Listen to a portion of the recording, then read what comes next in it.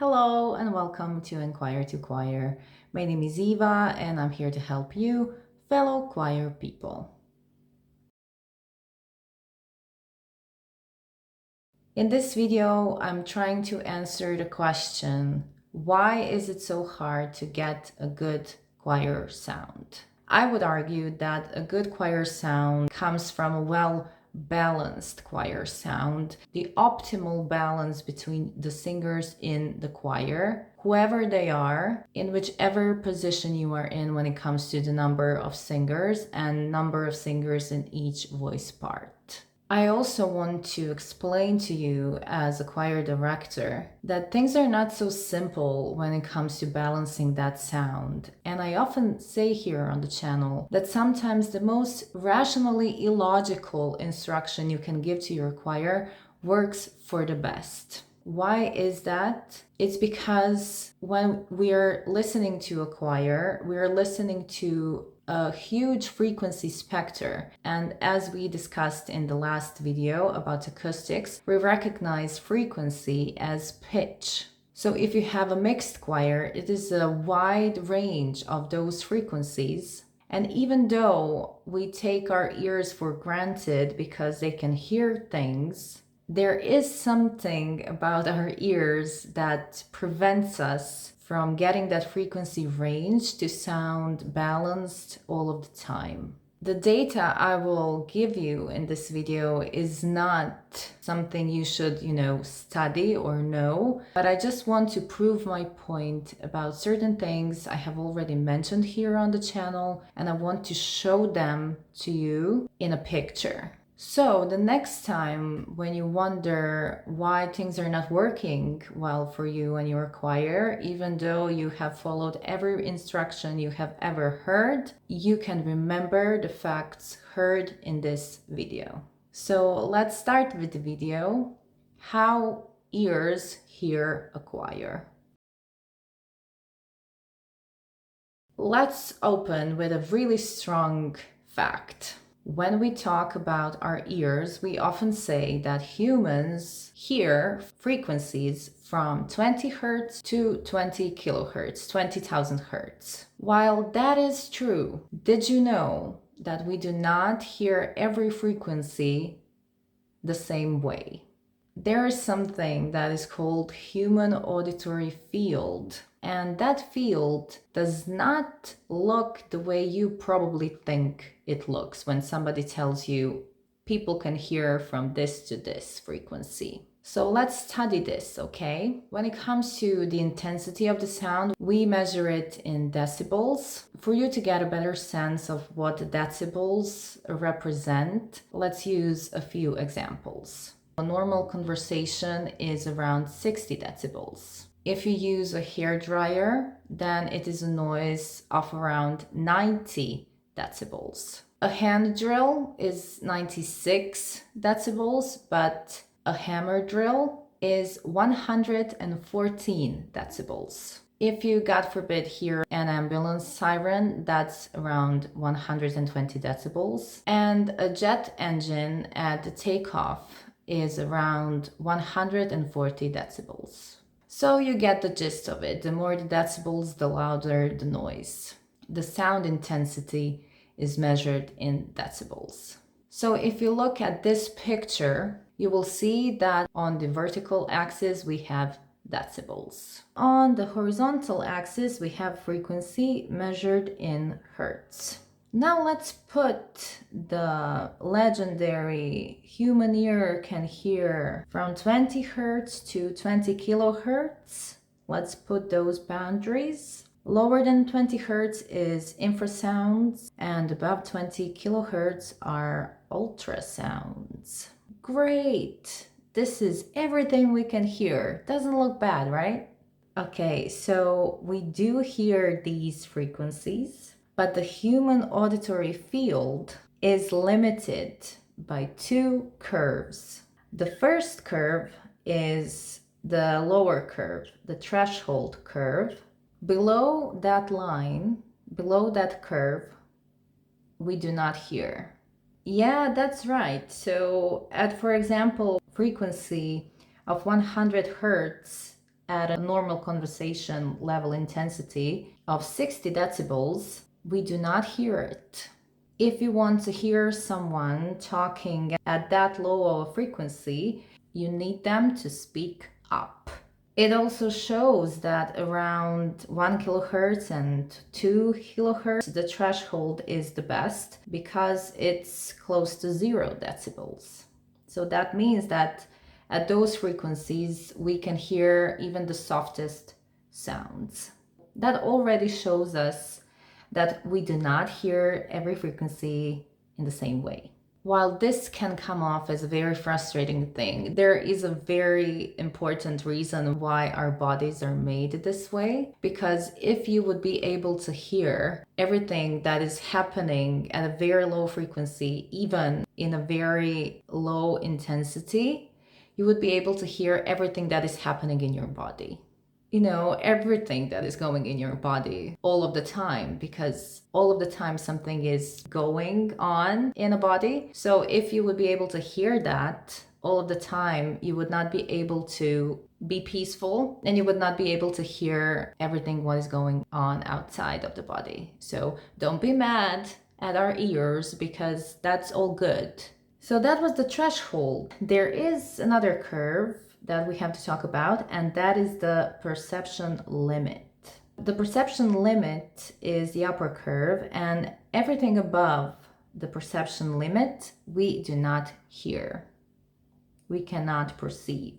Again, at a lower frequency and in the highest frequency spectrum of an audible frequency spectrum, the perception limit falls down. So if you have the lowest frequency at around 85 decibels, you would be able to hear it. But if it is, for example, 90 decibels, which again is really loud when you think about it, remember 90 decibels was the hair dryer, you would not be able to hear it. So when we talk about the human auditory field, it's not that big. It's actually this. And the whole theory about getting a good choir sound is so easy because we have an equal number of powerful singers in every voice part falls apart because the soprano range and the bass range we do not recognize in the same way when it comes to our ears, which is a really basic thing. Just for understanding it better, the conversation area of our auditory field is this one. That is the range of sounds most commonly used in human voice perception. And when hearing loss affects this area, communication is altered. What this also shows us is we are sensitive when it comes to the intensity of the sound in the middle frequency spectrum the most. And that explains a lot of things, because if you, for example, have a bass and if you have a soprano, their dynamics range sounds very different.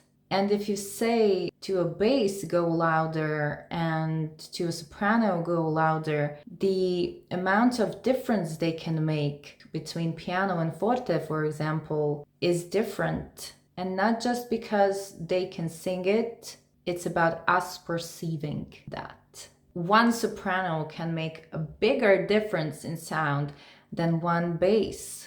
For example, I mentioned that I'm currently in a situation where I have a choir that has one bass. That is actually not true.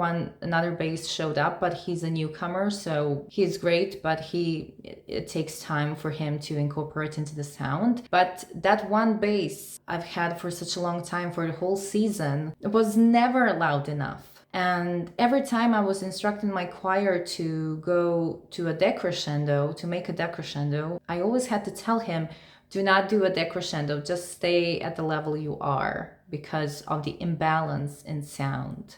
You probably heard me speaking about this on the channel. You, as the choir director, are the only one standing in front of the choir and hearing the sound. Just because rationally it makes sense that 20 basses and 2 altos are, supposed to sound really imbalanced. Maybe 2 altos and 20 basses in your choir sound well balanced as they are because of the frequencies they're making and the way we perceive that sound. And there is a reason why the soprano voices in most cases have the main melody, because we hear those frequencies the best. If you remember from the last video when we talk about harmonics, harmonics are the basis for the harmonic system. The harmonies we make are based on the harmonics the frequencies have. It's really not the same if the soprano sings the main melody and other voice parts are backing them up in chords, for example, then when altos have the main melody and the whole balance is off, then that is a natural thing that happens and you have to work with it. So if you were taught, or if you were in a choir and you always taught that it's about the balance when it comes to the number of singers, that's not true. And if you're banging your head against the wall because you don't feel competent enough and what is wrong with you because your choir doesn't sound good enough and the way you want it to, but you're doing everything right, maybe that's the reason. Because when you look at your choir, you dream of a sound there should be making and the sound is not happening because our ears have limitations, and maybe that's the reason why it's not working and you have to find another way. Let's go back to that picture and let's talk about the vocal ranges. So you have a mixed choir, for example, soprano, alto, tenor, bass, and they have their vocal range when it comes to choirs in general. So there is a general consensus of what the most typical range is. Every voice has its frequency spectrum they cover with their vocal range. So for a soprano who goes from C4 to A5, this is the spectre. For altos, going from F3 to D5. For tenors, going from C3 to D4. And the luckiest, bass, from F2 to C4. Are you shocked? How much we can recognize a soprano and alto, how much we're not able to recognize tenor and bass. If you look at the curve, it shows us that to be able to hear a bass, to recognize the bass and to be able to hear it, it already has to be loud enough, but it mustn't be louder than the perception limit. So the range when it comes to the intensity, the dynamics the bass has, it is a very short range than, for example, for an alto and soprano. Is that fair? I don't know, you tell me, but that is just the fact. Let me remind you that we are talking about how our ears hear. And you're listening to your choir. Now you have a better perception of what you hear when you're hearing sopranos and what you're hearing when you hear basses. It is a very different thing. And one more thing. We talked about the main frequency and the frequency's harmonics. So for example, the most resonant tone for a bass spectre is often C3. C3 at around 80 decibels is here. Harmonics are these ones. Every harmonic is well below the 1 kilohertz. When it comes to tenors, A3, that's better. When it comes to altos, the F4. And for sopranos, for example, C5 is this one. So even if you look at the harmonics, we hear better the alto and soprano harmonics than the bass. So I just wanted to show you where the main frequencies of several tones and the harmonics are, because it also makes a difference, because the harmonics influence the timbre. Why I wanted you to see this, to give you power to do with the choir sound what you have to do.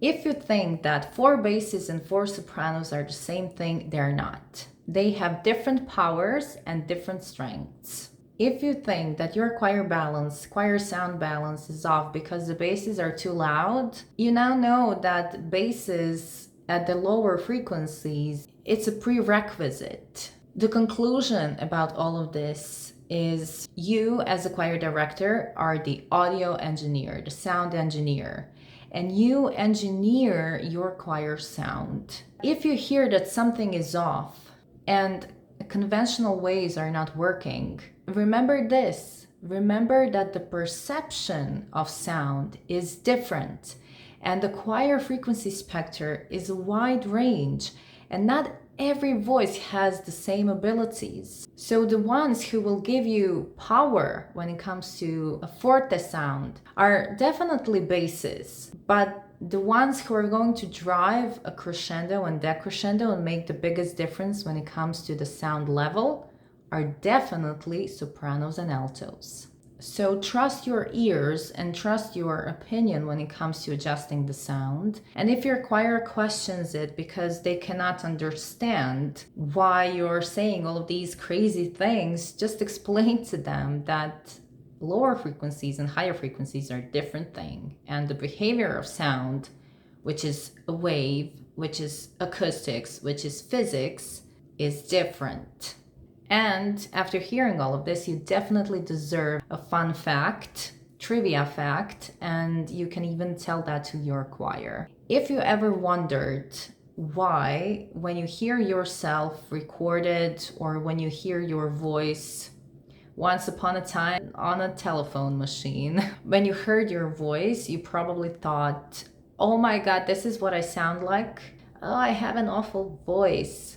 There is a reason for that. First of all, you are not disgusted by your sound. You are astonished because it's a different sound. It is a different sound you hear when you hear your voice recorded and when you hear it when you're making it.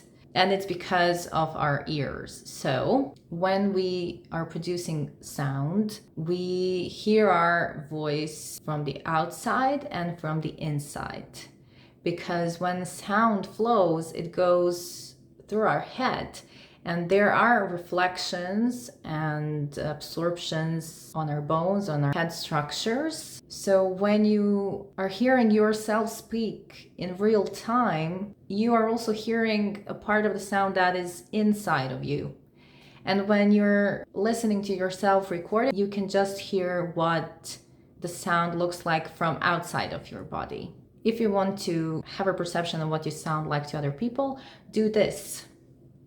Okay? Put your hands in front of your ears. Please do not make a TikTok out of this. I look like an alien. But now speak. The way you hear your voice now when you're doing this is something that is more similar to the way other people hear you. We sound different to others and to ourselves. Okay, so I hope this makes you feel better, and I hope this video gives you power and knowledge to work with your choir the best way you see fit. If you wish to see more from Enquire to Choir, you can subscribe, you can watch all of the other videos here. If you wish to talk to me, you can email me. If you have a question for me, any kind of a question, you can start putting them in the comments, because soon there will be a Q&A and I can add those questions to the Q&A. I hope you stick around. I hope you find something useful on the channel, and that's it. Thank you for being here. Conduct well, conductors, and I'll see you next time. Bye!